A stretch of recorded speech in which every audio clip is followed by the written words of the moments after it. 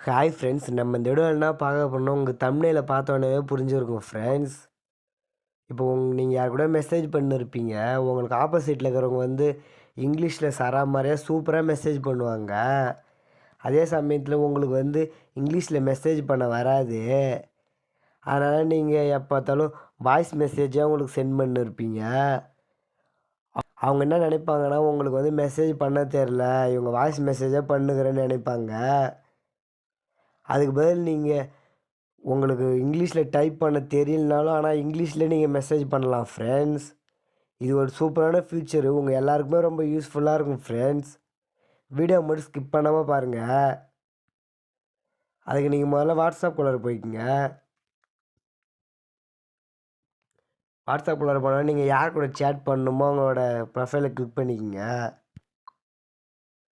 Click பண்ணிட்டு இங்க Google கீபோர்ட்ல இங்க சைட்ல வாய்ஸ் ஆப்ஷன் மாரி ஒண்ணு காட்டுது பாருங்க, மைக் ஆப்ஷனு. அத கிளிக் பண்ணி இப்ப நீங்க என்ன பேசணுமோ நீங்க சர்ச் பண்ணிக்கலாம். இப்ப நான் உதாரணத்துக்கு பண்ணி காட்டுறேன் பாருங்க. Hi friends.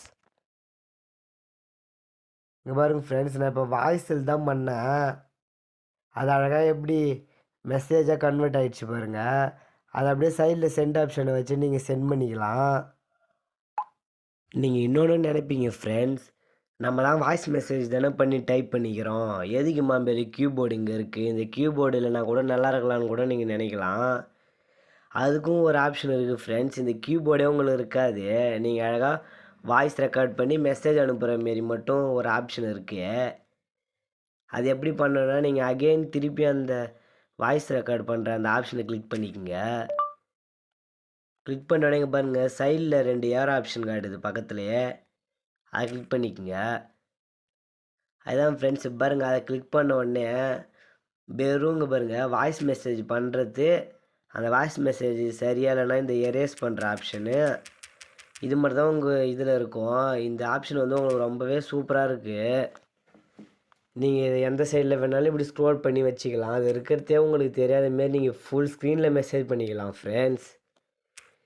திரும்பவும் உங்களுக்கு கீபோர்டு ஆப்ஷன் வேணும்னா, சைட்ல இங்க கீபோர்டு ஆப்ஷன் இருக்கு பாருங்க. அத கிளிக் பண்ணா திரும்பவும் கீபோர்டு வந்துரும்.